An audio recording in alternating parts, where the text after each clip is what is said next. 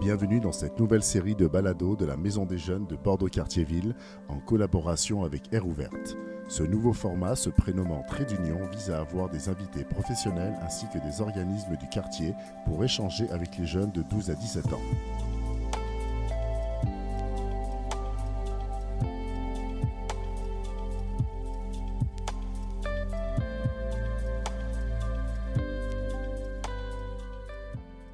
Épisode 1, le Cana. Salut, bienvenue à notre premier épisode du podcast Trait d'Union.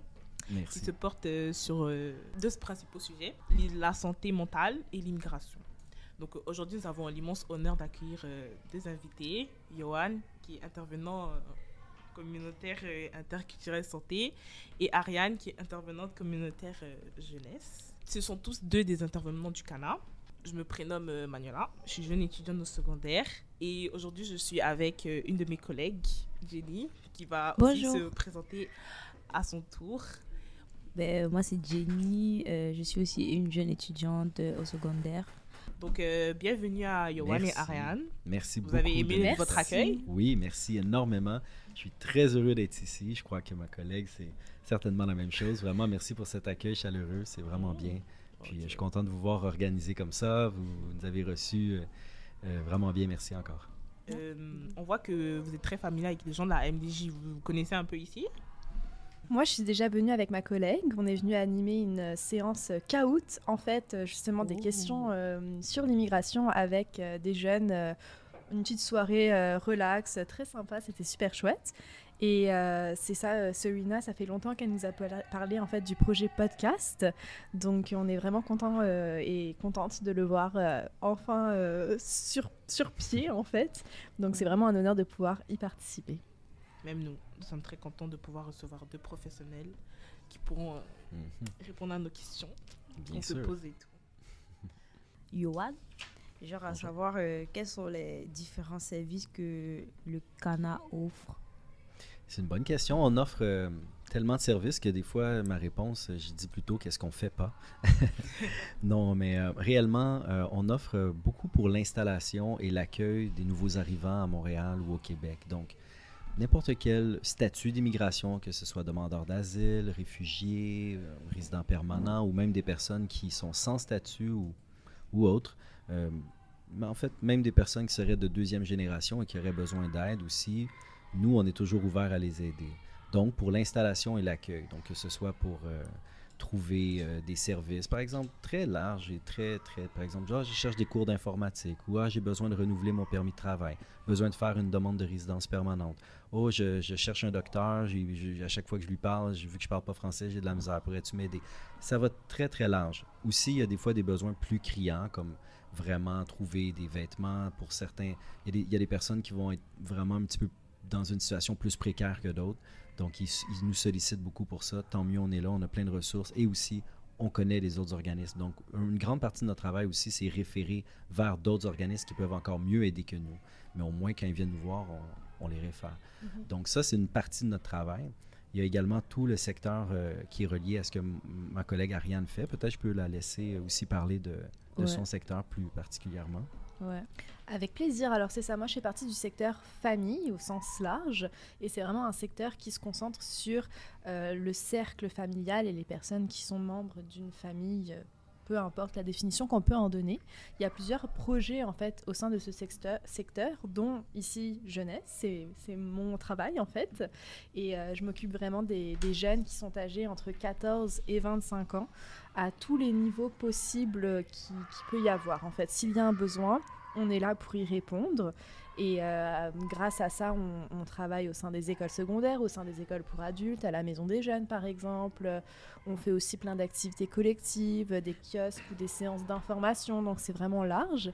Et évidemment, on fait des suivis individuels pour les jeunes, peu importe leurs besoins, comme Johan le mentionnait. Soit on y répond quand on peut, par exemple... j'ai besoin d'aide pour trouver une job cet été ou ce genre de choses, ou alors s'il faut... J'en aurais besoin du coup. Bah alors, tu sais qui contacter. Ou alors, on réfère au service, on accompagne les jeunes pour qu'ils se sentent à l'aise d'aller chercher l'aide nécessaire, par exemple auprès de d'activités au sein d'une maison des jeunes, ou bien alors des services comme Air Ouverte qui permettent d'avoir un service en santé plus santé mentale pour les jeunes de 12 à 25 ans. Puis, si je peux compléter aussi, on a aussi 2 autres secteurs. Premièrement, troisièmement, la francisation. Donc, on a plusieurs classes de francisation. Et aussi pour la mobilisation. Donc, vraiment plein d'activités comme un service de jumelage, par exemple. Ça, c'est... plusieurs de mes collègues sont là-dessus. Je salue Frédéric qui est sur ce projet-là, qui est renouvelé année après année parce que c'est vraiment pour jumeler des nouveaux ou un nouvel arrivant qui veut être avec une personne qui est ici depuis plus longtemps ou natif du Québec, qui peut vraiment juste aller prendre un café une fois par semaine, puis parler de tout et de rien. Ça change la vie de plusieurs personnes. Et fait que c'est ça. On est une équipe d'à peu près 26 ou 27 environ. Ouais. Wow. Fait que c'est ça. Mais est-ce que quand vous dites, par exemple, quelqu'un qui ne parle pas le français et il va avec... Est-ce que si ils font, je sais pas, prendre un café et tout, ils vont parler dans la langue que la personne parle ou ils vont parler en français? Ils vont faire comme ils peuvent. Mais le but, c'est d'apprendre le français. Exactement. Non, parce que c'est vrai, ça dépend. Ça peut être un petit peu ça peut être un but, un deuxième but, etc. Mais c'est qu'en fait, le service de jumelage, pas le service, mais le programme de jumelage, notre collègue, elle va essayer de faire des bons matchs. Donc, vraiment, si quelqu'un a dit moi, je cherche une telle personne, fait que, tu sais, ce qu'elle veut, c'est faire un bon match, que les 2 personnes deviennent amies ou vraiment, des fois, c'est comme mentor et apprenti, je ne sais trop, mais tu sais, c'est souvent, les matchs sont jamais pareils. Des fois, ça peut être une personne de 50 ans avec une autre de 30 ans. Fait que, en tout cas, on a vu des belles histoires avec ça. L'objectif, c'est vraiment créer des liens, en fait, pour favoriser l'intégration au sein de la société d'accueil. Ouais. Donc, des fois, ça passe par l'apprentissage du français, mais en premier, ça passe par le sentiment de bien-être, finalement. Vous avez dit, vous recevez beaucoup de réfugiés, de résidents permanents. Est-ce que vous arrivez à traiter toutes les demandes que vous recevez? Bonne question. Toutes les demandes qu'on reçoit, ce qui est sûr, c'est que on rappelle les personnes ou on leur assigne un rendez-vous, ou si on ne peut pas les aider, si c'est quelque chose de spécifique que nous, on ne fait pas, que ce n'est pas une spécialisation qu'on a, on va les référer au bon endroit. Fait que c'est sûr que oui, on répond à tout le monde. Si on ne répond pas à quelqu'un, c'est qu'il y a vraiment eu un problème de communication. Des fois, il y en a qui vont nous laisser un numéro de téléphone. On rappelle, ça ne semble pas être le bon. Des fois, un courriel, ça c'est pas le bon. Fait que ça arrive. Vous arrivez à répondre à la majorité quand même. 100%. Oh, oui. OK. Ouais, et puis par exemple, pour les ICI Jeunesse en particulier, c'est un petit peu différent parce que nous, on ne répond pas à la demande qui vient vers nous, on va chercher la demande d'une certaine façon. Parce que, je vais m'expliquer. D'accord. On est beaucoup présente sur le terrain, dans les écoles pour adultes, etc., les cégeps, et on est vraiment là pour en fait faire de la médiation interculturelle, faire de la sensibilisation autour de la réalité des personnes nouvellement arrivées, auprès des partenaires ou de l'équipe école, par exemple, ce genre de choses. Et grâce à être présente dans différents milieux, on arrive justement à identifier les besoins que les jeunes nouvellement arrivés peuvent avoir et on vient y répondre de cette façon-là, en fait. Donc nous, on prend les choses à l'envers. Ouais. C'est vraiment bien. C'est intéressant. C'est très intéressant comme travail, vraiment. On ne s'ennuie pas, puis c'est stimulant, puis... Mais j'ai pas l'impression de travailler, je le dis souvent. Vraiment pas. Mais ça veut dire, on dit toujours, même à l'école, on dit quand tu aimes ce que tu fais, exactement. C'est pas comme si c'est vraiment un travail. Voilà. C'est une passion en fait. Ouais, c'est naturel. Fait que c'est le fun, ça. C'est réellement. Ariane, ce que une demande d'asile implique-t-elle? Alors, c'est complexe, une demande d'asile. Déjà, moi, j'avais vu un petit peu que le questionnement, c'est est-ce que ça coûte de l'argent financièrement? Et en fait, ça ne coûte pas d'argent financièrement. Mais je vais prendre le temps d'expliquer un petit peu parce que je veux vraiment que ce soit quelque chose de clair pour nos auditeurs et nos auditrices parce que c'est pas un processus simple.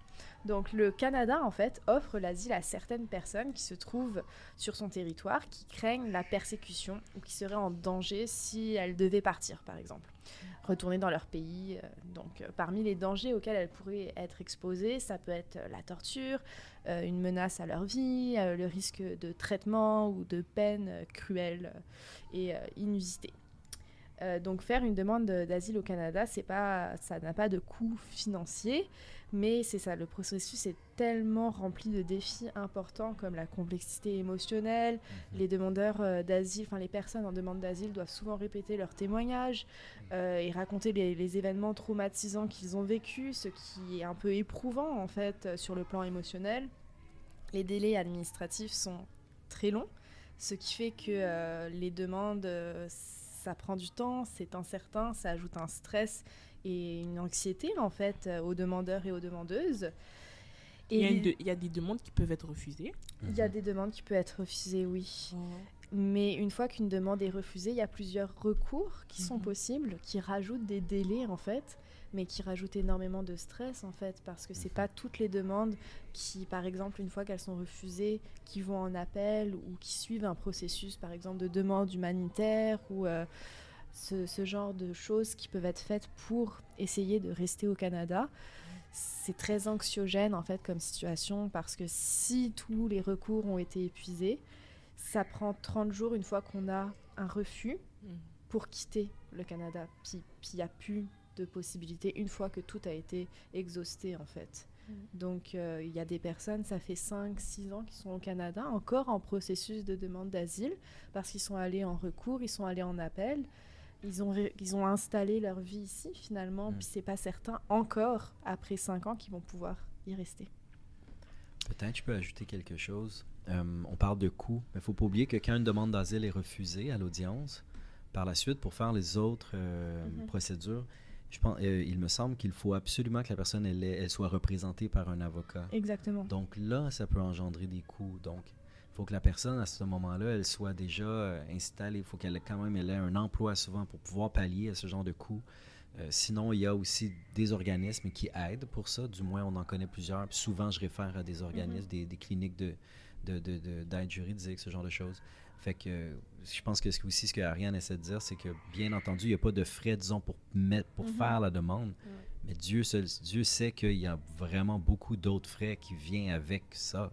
Exactement. Donc, ouais. Surtout tout ce qui peut être isolement et manque de soutien, les manques de services malgré les quelques organismes qui soutiennent et aident les demandeurs d'asile. C'est pas facile en fait pour une personne en demande d'asile d'avoir recours à certains services offerts par le gouvernement. Donc ça accroît le sentiment d'isolement et la situation est encore plus difficile. Les personnes sont souvent dans des situations précaires et marginalisées. Donc c'est quand même complexe comme processus. Surtout qu'une personne qui est en demande d'asile, c'est quelqu'un qui fuit son pays, qui n'est pas venu ici par choix. Je pense que ça, c'est pas anodin non plus. Est-ce que vous pensez qu'une demande d'asile, genre, c'est comme le truc le plus compliqué ou par rapport aux autres, on va dire, ou pas vraiment? Moi, je ne crois pas. Non plus. C'est que il faut que la personne elle puisse expliquer son histoire. C'est vraiment ça l'audience. Ils doivent vraiment écrire sur papier leur histoire et avec le plus de donner détails des preuves possible. Exact. Des fois, il y en a qui n'ont aucune preuve et que leur histoire va être crue, dans les deux sens du terme, et qu'ils seront sur parole, ce genre de choses. Ça peut arriver, mais ça arrive souvent. Est-ce que la personne elle-même, ça peut être une preuve? Ou genre... Oui, mais c'est que c'est des humains qui prennent des décisions. C'est un juge ou une juge et ils ont un système où est-ce qu'ils se font challenger aussi sur leur jugement. J'ai jamais été en personne à ce genre d'audience. Souvent, maintenant, c'est par vidéoconférence. Mais j'ai des collègues qui ont été, j'en ai souvent entendu parler, par aussi des demandeurs d'asile. Donc, si c'est compliqué, pour dire si c'est compliqué, oui. Est-ce que c'est la plus compliquée des procédures d'immigration? Peut-être pas. Devenir citoyen, c'est long aussi. C'est qu'après ça, si tu veux devenir citoyen canadien, là, il y a d'autres étapes, d'autres papiers à avoir. Il faut être résilient, il faut être patient. Il faut réviser aussi pour devenir citoyen. Est-ce qu'il y a un examen? Donc, est-ce que parmi ces personnes qui font des demandes d'asile là, est-ce que vous vous occupez aussi des immigrants clandestins? Complètement. Est-ce que tu veux répondre, Johan? Bien sûr, ça me fait plaisir. En fait, disons des personnes qui sont sans statut, OK? C'est plutôt comme ça maintenant que l'appellation. Parce que clandestin avait comme des fois, c'est peut-être un peu péjoratif d'une manière, mais c'est rien pour c'est pas toi que je pointe, bien sûr, parce que je l'ai utilisé à maintes reprises aussi, ce qualificatif. Mais c'est vraiment parce que ils sont pas des fois, tu es sans statut sans même le savoir. Tu croyais que tout était beau, mais en fin de compte, non. Tu n'as pas reçu une lettre à ton ancienne adresse où le numéro d'appartement n'était pas écrit. Ou sinon, des personnes ne peuvent même pas lire le français ou ils ont mal compris la lettre. Juste une personne aujourd'hui est venue me voir extrêmement anxieuse avec une lettre qu'elle a reçue. C'était juste des bonnes nouvelles sur la lettre. Mais il y avait beaucoup de sueur là, sur son front là, parce qu'il ne comprenait pas 100% ce que ça veut dire. Puis même la personne, elle parlait quand même bien français. Et effectivement, même quand moi je la lis, c'est pas très clair. Là, donc, avec les beaux langages formels du gouvernement canadien, là, des fois, là, c'est complexe. Ouais, fait que, OK, ta question, c'était si on aide des personnes sans statut. Absolument qu'on aide des personnes sans statut. Le CANA est un organisme qui, dans sa mission, aide vraiment les personnes dans tous les statuts nouvellement arrivés au Canada ou qui sont ici depuis plusieurs années. Fait que oui.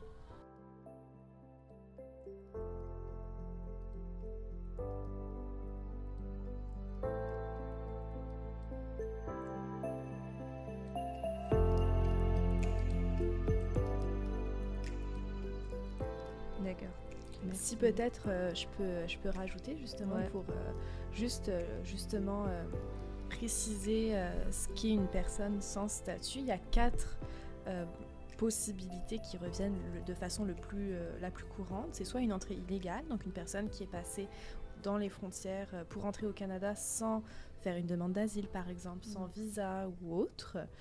Un visa qui a expiré, une personne par exemple qui est arrivée en tant que touriste avec son visa mais qui est restée après la date d'expiration, une personne dont la demande d'asile a été rejetée mais malgré le rejet et le fait qu'elle devait quitter le pays en dessous de 30 jours, elle est restée, ou alors des violations de conditions de visa, donc par exemple tu ne peux pas travailler ou tu ne peux pas étudier quand tu es sur un visa touristique, mais une personne qui travaille par exemple sur le marché noir ou bien qui s'en va aux études quand même. Donc c'est quand même des conditions qui des fois sont assez rares, mais on ne fait pas de différence au Canada envers les statuts. On place l'humain vraiment au cœur de la mission. Moi j'aimerais savoir, je crois que cette question c'est plus pour Ariane. Est-ce que vu que tu travailles plus dans le secteur jeunesse et tout, est-ce que tu peux un peu nous dire comment les jeunes immigrants ils se sentent un peu, genre? Avec plaisir, c'est une question compliquée, je dirais, parce qu'il y a vraiment plusieurs dimensions à cette question, puis je pense que chaque humain est différent et que ça dépend de la situation de chacun et de chacune, donc c'est un petit peu difficile de faire des généralités, mais je vais essayer. Donc déjà, il y a tout ce qui est l'adaptation à un nouvel entourage, en fait. Un jeune, quand il arrive ici, il a plus ses amis, il a plus ses repères, il a plus les endroits dans lesquels il avait l'habitude de sortir avec ses amis, par exemple. Donc, t'arrives, t'es un peu déboussolé, c'est difficile. Des fois, quand t'arrives à l'école secondaire, c'est un petit peu facilité parce qu'au moins, le rythme scolaire renforce le fait d'essayer d'avoir une routine. Puis au Québec, c'est intéressant parce que dans le système scolaire, il y a ce qu'on appelle les classes d'accueil.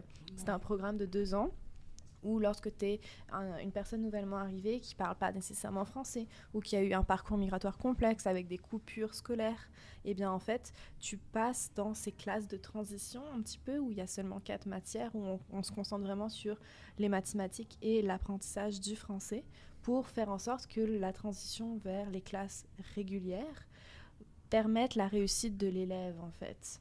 Donc, ces classes-là, ça facilite un petit peu l'intégration des jeunes qui sont âgés en dessous de 18 ans parce que c'est d'autres personnes qui sont en situation d'immigration et qui vivent les mêmes défis, les mêmes difficultés. Donc ça, c'est quelque chose de positif. Après, la contrebalance, c'est que du coup, ça cloisonne les personnes nouvellement arrivées avec les personnes de la société d'accueil. Mais bon, c'est pour ça que les ICI Jeunesse ou d'autres intervenants de jeunesse existent pour essayer de faire des espaces interculturels. Ouais.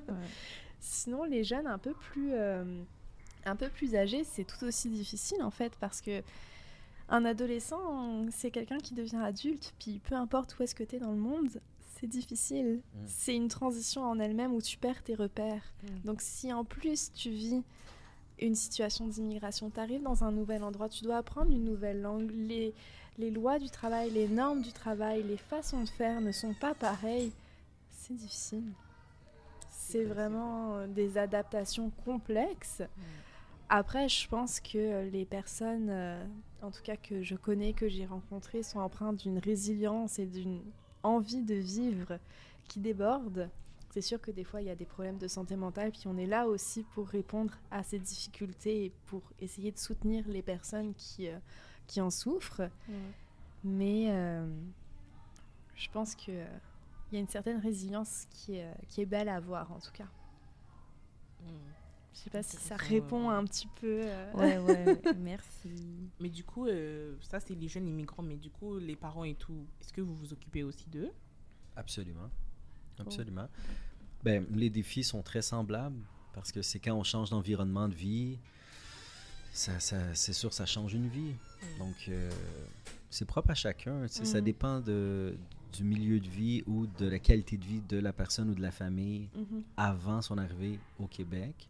Ça dépend également de dans quel quartier la personne va aller et comment la personne va réagir à ce nouvel environnement. Si une personne déménage pas à Montréal ou à Montréal, disons dans un quartier plus en périphérie vers l'est, complètement à l'est ou complètement à l'ouest, la personne ne va pas vivre les mêmes mœurs ou la vie sociale va être différente que déménager à Cartierville ou à Saint-Laurent. À Saint-Michel, c'est sûr que c'est différent. Les vies de quartier sont totalement différentes. Donc, c'est ça dépend de tellement de choses. Et il faut le dire aussi, ça dépend aussi de comment la personne perçoit la vie, la philosophie de vie de la personne. Complètement. Puis oui, ça dépend aussi juste de l'heure, de comment la personne, elle dort. Est-ce qu'elle a assez d'heures de sommeil? On va en revenir à des trucs ultra banals. Si une personne ne dort pas assez, c'est vraiment banal, là. Mais bonne chance dans tout ce que tu entreprends dans la vie. C'est pas facile si tu dors pas assez. C'est banal. Donc, on voit tellement de gens aussi que c'est un mélange de plein de choses. Dors pas assez, mange pas assez bien, etc.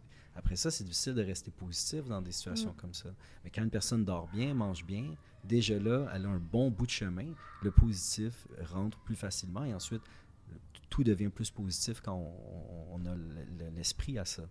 Donc, en tout cas, c'est profond, là, c'est sûr. Vous-même, vous êtes immigrant? Moi, personnellement, non. Je suis né à Montréal. Ma mère, elle est immigrante du Brésil. Puis mon père, lui, il est québécois. On m'a dit que vous parlez 4 langues. Ça, c'est vrai. Français, anglais, espagnol et portugais. Mais portugais et espagnol, je ne les parle pas parfaitement. Mais je peux avoir des conversations et tout. Puis je le développe à tous les jours. Mais Ariane aussi, elle parle quelques langues. C'est bien. C'est bien. C'est quoi donc les langues que tu parles, Ariane? Moi, je parle français, anglais, arabe et je parlote espagnol. Voilà. Une chance qu'elle est là pour l'arabe aussi. Quelques collègues peuvent prêter main forte à certains moments. Parce qu'arabe, moi, je ne m'y connais pas. Là. Non. Je voudrais savoir ce qui arrive aux immigrants qui n'ont pas de carte d'assurance maladie. Bonne question. Pour les jeunes, les mineurs, donc vraiment tout ce qui est en bas de 18 ans, ils peuvent faire la demande d'une carte d'assurance maladie et ils seront toujours aidés à l'hôpital. Puis même si c'est vraiment une politique gouvernementale, si un jeune n'a pas sa carte d'assurance maladie ou il l'a pas encore, habituellement, il sera toujours traité. S'il y a une facture qui est émise, par la suite, ils peuvent demander l'annulation de la facture avec certaines procédures. Nous, on aide pour ça aussi quand il le faut. Mais habituellement, pour les jeunes, il n'y a pas de souci. Pour les majeurs maintenant, une personne n'a pas de carte d'assurance maladie, disons, et elle est majeure. Si elle est, disons, un visiteur au Canada, donc un voyageur ou un touriste, ou une touriste, donc souvent, ils ont des assurances privées. C'est tout. Ils vont avoir des services, ils vont se faire rembourser par leurs assurances, ce genre de choses. Mais si une personne n'est vraiment pas de carte d'assurance maladie, pas d'assurance privée, là, vraiment, ils doivent s'en remettre à Médecins du Monde. Médecins du Monde sont près du métro Crémazie, puis ils ont aussi un organisme. Exact. Ils sont reliés à Médecins sans frontières, mais bref, je pense qu'au début, ils étaient avec eux, mais au Québec, c'est un peu différent. C'est vraiment Médecins du Monde. Et là-bas, ils offrent des services aux gens qui sont, disons, sans statut ou à statut précaire, qui n'ont pas de carte d'assurance maladie. Fait que pour le reste, ouais, je pense que ça répond à la question. Sinon, il y a aussi, ça dépend des services, parce qu'il y a des CLSC, par exemple, si c'est pour des services psychosociaux. Une personne est en crise, puis elle a vraiment besoin de parler avec un travailleur social ou ce genre de choses. Souvent, ils vont dépendamment du CLSC, ils vont pas demander la carte d'assurance maladie. Ils vont juste aider les gens. Donc, j'espère que c'est un peu clair. Là, Ouais. Si je peux me permettre de rajouter deux petites choses justement pour faire du pouce sur ce que Johan vient de dire. Des services aussi comme par exemple Air Ouverte ne demandent pas nécessairement la carte d'assurance maladie pour faire partie de cercles de parole ou par exemple pour aller voir une sexologue ou pour faire un test de dépistage des ITSS ou ce genre de choses. Donc ça c'est bon à savoir aussi, surtout pour les jeunes en fait. C'est une belle ressource. Et peut-être aussi faire une petite sensibilisation à la réalité des demandeurs d'asile pour nos auditeurs et nos auditrices. C'est très intéressant, puis c'est quelque chose qui n'est pas nécessairement connu en fait par les gens. De façon générale, les demandeurs et demandeuses d'asile ont une assurance qui s'appelle le PFSI, fournie par le gouvernement du Canada. Qui justement leur permet d'avoir des soins comme quelqu'un qui aurait la RAMQ. Donc, c'est très sûr pertinent. que Merci de l'avoir mentionné. Ça me fait plaisir. C'est sûr que c'est important de le dire lorsqu'on va à l'hôpital, par exemple, parce que souvent, le personnel de santé ou peu importe n'est pas nécessairement au courant. Puis c'est correct, on ne peut pas tout savoir. Mais c'est important que tout le monde connaisse ses droits, je pense. Puis même si c'est un statut précaire, être demandeur d'asile, il y a cette petite chose qui est encore protégée. Donc voilà, je tenais à le mentionner. Est-ce que, genre, les pays et tout que vous recevez des demandes, genre, est-ce que vous en avez déjà visité quelques-uns? Oui. Vraiment. Comme lesquels? Cameroun, vous avez déjà visité? Non. Ah ouais. Toi? Non, jamais le Cameroun, malheureusement. Mais est-ce que vous êtes déjà allé en Afrique? Moi, j'ai vécu 4 ans au Sénégal. Ah. Vous parlez le Wolof? Je parle pas le Wolof, Mais malheureusement. Oh là là. Et C'est dommage. Vous connaissez le tchèp? Oui, Ouais. mais je peux pas en manger parce que je suis allergique à l'arachide. Ouais, j'ai honte. Mais je connais le poulet yassa, puis ça, Ah ouais, Ah, ouais, c'est c'est trop vraiment bon. bon. c'est vraiment bon. Ma maman, elle a même appris à en faire. C'est très très bon. Du coup, quels sont les pays que vous avez déjà Bah moi, je suis un peu une situation à l'envers. Dans le sens que je suis pas une immigrante, mais je pense pas que je suis une personne québécoise à proprement parler. Je suis née ici, puis après mes parents, ils ont décidé d'aller vivre à l'étranger. Donc Ils sont pas ici? Non, Oh. toute ma vie, j'ai vécu à l'étranger, j'ai vécu au Japon, j'ai vécu au Oh. Sénégal, j'ai vécu à Singapour et au Laos. Wow. Genre, Vous êtes touriste? Ouais. voilà. J'ai C'est ce que je voulais dire. As-tu une carte J'ai- d'assurance maladie? C'est ça? J'ai une carte Toi? Ah, d'assurance ok, ok, c'est maladie. bon. C'est ça, donc j'ai fait les choses à l'envers d'une certaine façon. Il y a des gens qui veulent aller s'établir dans un autre pays, puis y Ouais. rester. Puis nous, avec mes parents et ma sœur, ma famille, on a bougé partout dans le monde Mhm. jusqu'à finalement rentrer ici à Montréal. Ça a été Il y a- votre coup de cœur? Ou Ben, pas vraiment? Oui et non en fait, dans le sens que j'ai jamais vraiment habité à Montréal, à part quand j'étais bébé. Ouais. Puis comme ma maman elle est québécoise, on venait de temps en temps en vacances. Et elle a décidé de revenir avec ma sœur et moi quand on était à la fin de l'adolescence. Donc on a suivi, puis je suis contente d'avoir posé mes valises. C'est pas évident de tout le temps bouger, donc c'est aussi pour ça que j'ai été attirée par tout ce qui est immigration, le communautaire. C'est sûr que c'est une situation privilégiée de pouvoir faire ça par choix. Ouais. Les personnes qui font ça quand ils sont forcés, c'est quelque chose d'encore plus que je peux même pas imaginer. Que c'est difficile de tout le temps bouger, de ne pas avoir de chez soi, de ne pas avoir de repères.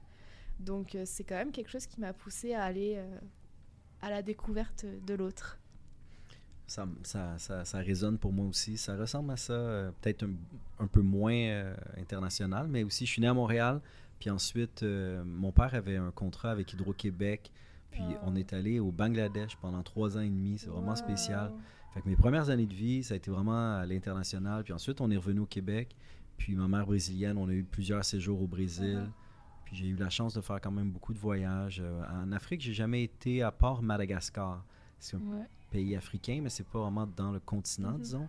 Mais quand même, fait que c'est oui et non, tu sais. Mais fait que c'est ça aussi. Moi aussi, je suis avec... Qu'est-ce que Ariane a dit, ça résonne parce que puisque ma mère est immigrante, mon père vient d'ici, je suis comme un entre-deux, entre guillemets.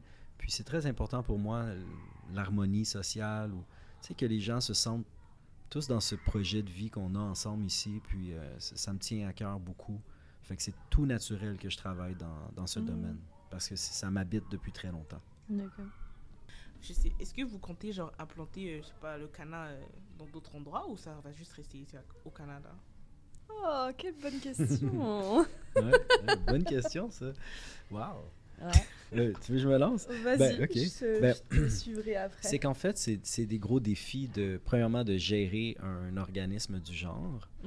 C'est pas nous qui le gérons, hein. Notre directrice Isabelle, il y a un conseil d'administration. Et le but n'est absolument jamais de grandir ou faire plus. Le but, c'est vraiment faire le mieux qu'on peut, trouver du financement pour continuer à faire les activités. Puis si tant mieux, on trouve plus de financement pour avoir plus d'employés puis grandir, s'il y a des besoins qui sont grandissants. Donc oui, mais aller dans d'autres pays, sûrement pas. Parce que la mission du Cana, c'est aider les nouveaux arrivants qui arrivent à Montréal ou au Québec. Mais si peut-être une autre cellule, entre guillemets, dans un autre quartier, ça, sérieusement, c'est probable. C'est un peu qu'est-ce que mes collègues font indirectement. Parce qu'il y en a de mes collègues qui vont être plus attitrés à certains secteurs, comme une école secondaire, une école primaire, dans le quartier Saint-Simon ou ailleurs. Ça change parfois, là, les écoles que mes collègues ils desservent pour justement dans le secteur que Ariane elle travaille, secteur famille. Fait que tout est possible, mais c'est pas l'objectif. C'est pas commercial, entre guillemets. Ce qu'il faut, c'est un organisme sans but lucratif. Le but, c'est la mission. Donc, ça ne fait pas partie de la mission d'accroître. De croître, exact. C'est ça. dépendamment des besoins. Si demain, il n'y a plus aucun besoin dans l'immigration, le Cana ne va plus exister. Vous allez Mets la fermer? clé sous la Ouais. porte. On Je va- pense que c'est peu probable. peu probable. Ouais. L'immigration fait partie de l'histoire du Canada, l'histoire de Montréal. Puis l'histoire de demain. Oui, exact, c'est ça. Bien dit. C'est la réalité internationale, les mouvements de personnes. Ouais.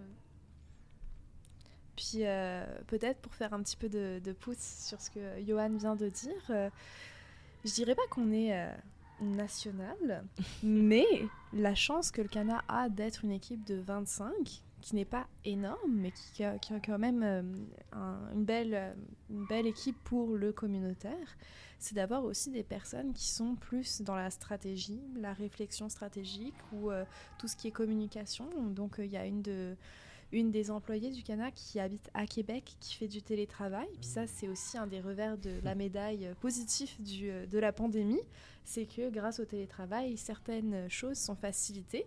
Et du coup, c'est ça, on peut travailler d'autres endroits que du bureau. Ouais. Donc ça permet ce genre de possibilités-là. Et comme Johan le mentionnait, en fait, certains mandats au sein du Cana, certains employés sont territoriaux, donc juste au sein du quartier d'Ahuntsic, mais d'autres, comme par exemple les ICI Jeunesse, ne sont pas raccordés par des codes postaux. Donc nous, on est vraiment, en fait, tous les jeunes de l'île de Montréal et du Grand Montréal. Donc si quelqu'un habite à Brossard, puis veut venir faire une activité collective avec les ICI Jeunesse du Cana, cette personne est la bienvenue. Et peut-être une dernière petite information aussi, parce que moi, avant de travailler dans le communautaire, je connaissais pas du tout, puis j'ai été agréablement surprise des richesses que ce milieu offrait. En fait, dans chaque quartier, il y a des organismes communautaires, il y a des banques alimentaires dans chaque quartier de Montréal, et il y a des organismes qui sont en immigration, en fait, dans presque tous les quartiers de Montréal. Donc ça aussi, ça empêche d'une certaine façon la croissance du Cana, parce qu'on n'est pas là pour faire concurrence à nos partenaires qui sont aussi dans le domaine de l'immigration. On est là pour s'entraider, ou tiens, ton participant ou ta participante habite à Saint-Michel, on va la référer à la maison d'Haïti, par exemple, pour que ce soit moins loin.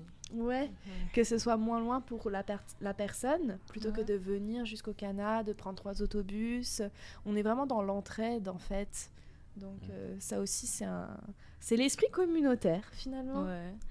Et comment pensez-vous que les jeunes que vous aidez se sentent, genre, comment est-ce qu'ils se sentent en général pour s'adapter et tout? Bah, c'est un petit peu ce qu'on disait tout à l'heure. Tu sais, il y a vraiment plusieurs niveaux à l'adaptation. Peut-être que ce que je pourrais rajouter pour faire un lien un petit peu avec la question au niveau de la famille, c'est que c'est sûr que ça peut être un enjeu. C'est pas toujours le cas, mais comme je disais, être un adolescent, c'est des gros changements. Des fois, on est en opposition avec nos parents, on est en opposition avec, comment dirais-je, nos valeurs. Puis, des fois, ce phénomène-là peut être renforcé lorsqu'en plus on perd tous nos repères quand on arrive dans un nouveau pays. Donc, c'est pour ça qu'on est experts et expertes, en tout cas les ici jeunesse, en médiation interculturelle, pour essayer de ne pas briser les liens qu'il peut y avoir au sein de la famille entre un jeune ou une jeune, puis ses parents. Parce que justement, des fois, les façons de faire au Québec sont pas pareilles. Des fois, les mœurs sont différents. Et des fois, c'est pas les mêmes valeurs qu'il y a au sein de la famille. Donc, c'est comment un petit peu naviguer tout ça en tant que jeune, adolescent qui grandit, qui a des repères qui sont perdus, mais avec des valeurs inculquées par les parents qui sont différentes. Puis là, il y a une autre façon de faire au Québec. Puis donc, c'est sûr que des fois, c'est un petit peu, désolé mon anglicisme, mais overwhelming. Il y a beaucoup de choses qui se passent. Ouais. C'est aussi pour ça qu'on offre des activités collectives où c'est sûr qu'il y a beaucoup de personnes qui vont parler de la santé mentale, puis il faut parler, puis il faut faire attention, puis il faut bien dormir, puis il faut bien manger, puis c'est important, je ne suis pas du tout en train de dire le contraire. Mais des fois, aller à la ronde, puis réfléchir à rien, puis s'amuser, c'est tout aussi important. Ouais, c'est Ben important. Surtout pour nous, les Ouais. jeunes. Ben, Exactement. c'est ça que j'ai le goût d'ajouter aussi. Montréal est une ville il y a tout à Montréal. Tu sais. Ouais. Puis, C'est la plus belle ville du monde. Sérieusement. Oh, wow. Ben, tu sais, rendu à l'âge que moi j'ai, Ariane aussi, peut-être Pierre aussi, mais je veux dire, on en a vu d'autres villes, vous aussi sûrement, mais quand même, on en a vu, Ouais. on en a entendu, on est revenu, en tout cas, et je vous dis, Montréal est une ville grandiose. Ouais, vraiment. C'est tout à offrir. Puis j'adore voir les jeunes quand ils commencent à s'en rendre compte. Quand j'étais intervenant jeunesse aussi, je m'en rendais compte. Puis je me rappelle très bien une fois, quelqu'un m'avait dit, il y a du rap qui se fait ici. C'est comme, parce que justement, puis je peux pas juger ça, parce qu'une personne arrive, puis elle connaît pas trop le Canada ou Ouais. Montréal ou, Qu'est-ce qui se francophone. passe ici? Mais tu sais, à un moment donné, quand tu commences à te rendre compte Ouais. dans la ville que tu es et toutes les opportunités qui existent, c'est très excitant. Puis ça ouvre les yeux à beaucoup de jeunes. Les jeunes, après ça, sont comme « Wow, il y a une Ouais. belle vie devant moi. Là. Je suis libre. La liberté qu'il y a ici, c'est grand. » là. Fait que quand les jeunes commencent à se rendre compte de ça, j'adore voir ça. Donc, j'essaie de partager cette info-là. Si Vous tu fais des... connaissez des jeunes que vous avez aidés qui sont dans le rap? Genre celui qui a dit ça et tout.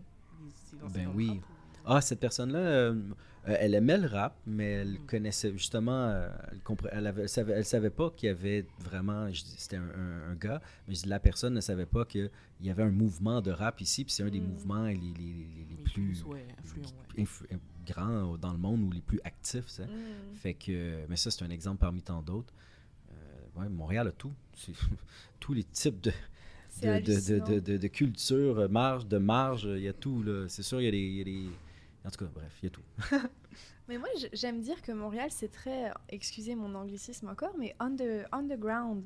Enfin, genre, c'est des choses qu'on ne sait pas nécessairement, mais c'est un peu le cœur du monde d'une certaine façon. Juste les jeux vidéo ou là, le gros projet comment dirais-je, du stade musical à Los Angeles, La Sphère. C'est une firme québécoise qui a aidé au design de ça. L'aviation également avec Bombardier, enfin, il y a des choses vraiment qui se passent à Montréal qu'on ne sait pas nécessairement parce que c'est comme pas caché, mais c'est pas non plus C'est pas non plus genre trop exposé. non. Ouais. Donc quand on cherche un peu, on trouve des choses, mais genre waouh. C'est vrai. Et ça, comme Johan le dit, c'est chouette de pouvoir, d'avoir le privilège d'être intervenant et de pouvoir le partager à nos jeunes, en fait. Peu importe leur situation, peu importe leurs envies, leurs rêves, d'avoir la possibilité, c'est chouette.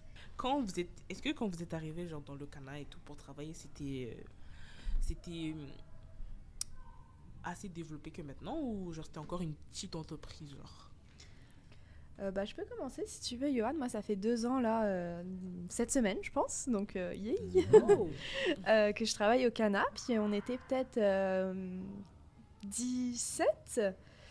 Puis ça avait déjà beaucoup grandi les mois avant que j'arrive. Moi, je fais partie d'un projet pilote, en fait, qui a vu le jour il y a 2 ans. Donc, il y a plein de nouveautés comme ça au Cana qui a permis à l'organisme d'être à la taille qu'il a, avec les opportunités qu'il a, évidemment, sans faire de profit ou ce genre de choses, mais pour répondre à un besoin. Parce que le quartier d'Ahuntsic, c'est un des quartiers où il y a le plus de population immigrante à Montréal. Donc le besoin est présent et puis le Cana a su grandir en conséquence, je crois.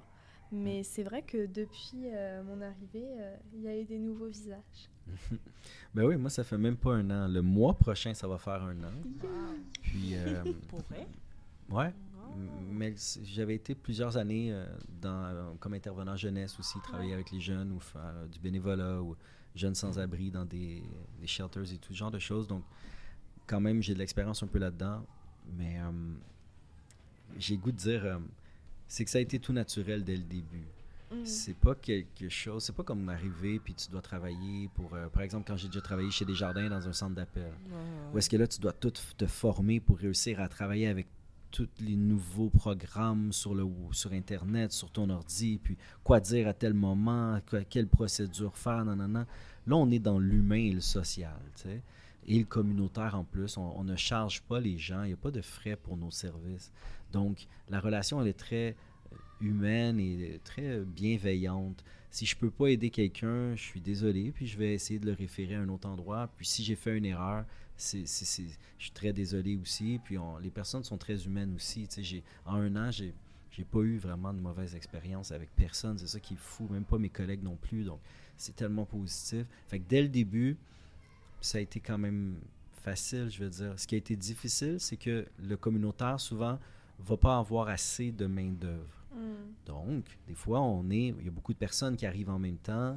On essaie de les aider tous, puis ça peut parfois être difficile, mais au moins, on a de l'expérience, on a l'âge aussi qui nous amène certaines façons d'agir et de gérer les gens et de prendre chaque personne pour ce qu'elle est, puis de vraiment dire comment je peux vous aider, je suis à vous dans un instant. Puis juste des petites affaires comme ça qu'on acquiert avec les années, de rester calme, puis de faire en sorte que même s'il y a 6 personnes qui attendent, qui ont de l'air stressées, on va les déstresser en les regardant dans les yeux. Puis juste des petites choses comme ça.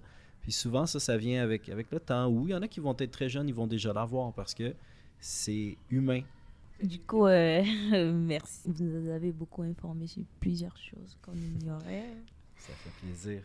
Ouais, merci. Merci à vous Merci de à vous. nous avoir questionnés. Ouais, ça fait Très plaisir. enrichissant. J'ai appris plein de choses. Ouais. Super. Ouais. Ben merci. Au départ, j'entendais juste Cana, mais je connaissais pas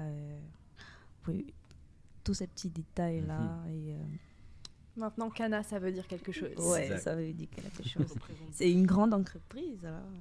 Grand organisme, oui, Ouais, faut le dire. ouais, Depuis ouais. 45 ans, là, c'est ça que ça existe? 45 ans. Ouais, ça a été créé... Ouais. 1979. C'est ça. Ça fait un moment, là.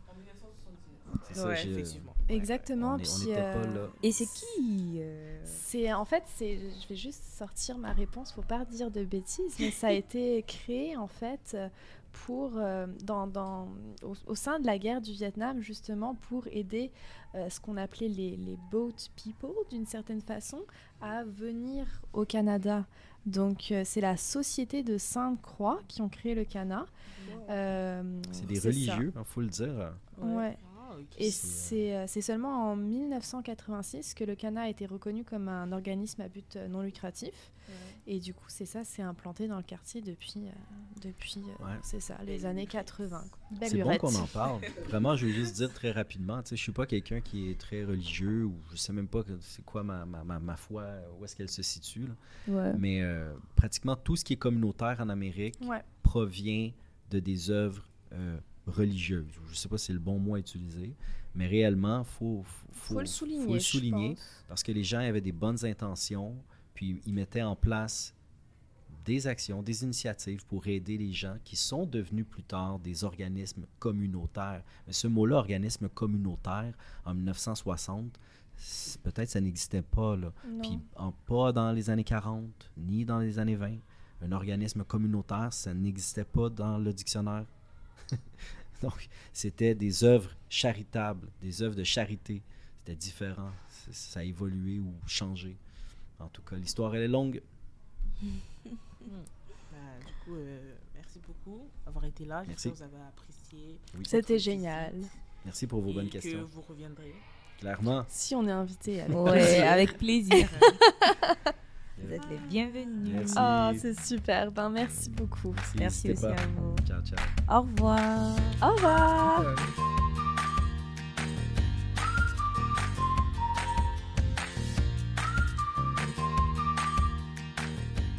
Nos épisodes sont disponibles sur les plateformes Deezer et Spotify, ainsi que sur YouTube à MDJ BC Studio. Ces balados sont présentés par la Maison des Jeunes de Bordeaux-Cartierville.